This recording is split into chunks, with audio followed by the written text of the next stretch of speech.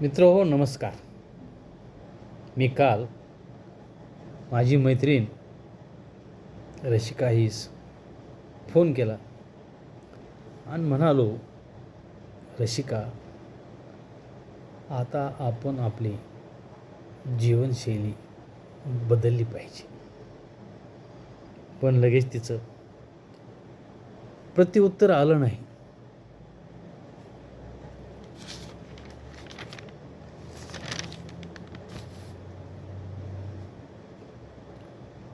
मी बोलत राहिलो, ती ऐकत राहिली.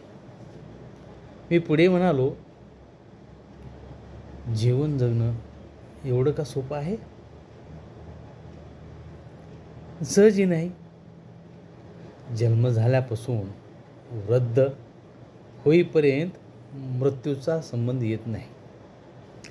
कारण तो कसा येईल, कधी येईल हे माहीत नसतं.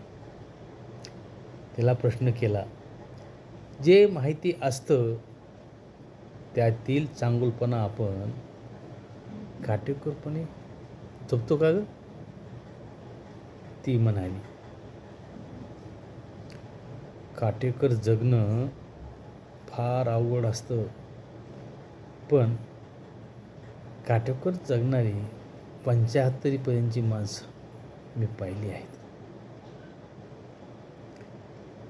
कुटुंबातील स्वतःच्या त्यांच्या कुटुंबातील निस्वार्थ त्यांचं जगणं नसेलही, पण त्यांचे चारित्र्य सांभाळताना ते स्वतःचा स्वार्थ पाहतात. त्यांची व्यवहारातील देवाणघेवाण कधी हळवी असते तर कधी कठोर, पण असा कोणता व्यवहार असतो तेथून कधी माणसाला सुटका करून घेता येत नाही? मी म्हणालो, गरज. मायेच्या बाजारात गरजेची खरेदी विक्री करताना पैशाचं मोल कळत नाही. गरजवंताला मोल कशाचं करावं हे पण कळत नाही. कारण जीवनातील उणीव तेथेच कुठेतरी घुटमळत असते. घाईत कधी ती पायाखाली येते, पण तिची किंकाळी कानापर्यंत पोहोचत नाही. भावनेचं कोठार असलेलं हृदय आपल्याच ठोक्यात मशगूल असतं. हवेची आवक जावक होताना नाकाला कुठला तरी गंध झोंबल्याशिवाय जाग येत नाही. आपले डोळे त्याने तरी पाहावं इतरत्र, सतत सौंदर्य लुटीतच का राहावं? कमीत कमी ओठाने तरी आपल्या मेंदूला वेदना कळवाव्यात ना. तेवढ्यात ती म्हणाली, थांब. तुझे हे शब्द सुवर्ण अक्षरात लिहावे असे आहेत. मी म्हणालो, नको. सोन्याचं वर्षभर नाव घेऊ नको. कुठे प्रवासाला जाण्याची योजना आखू नको.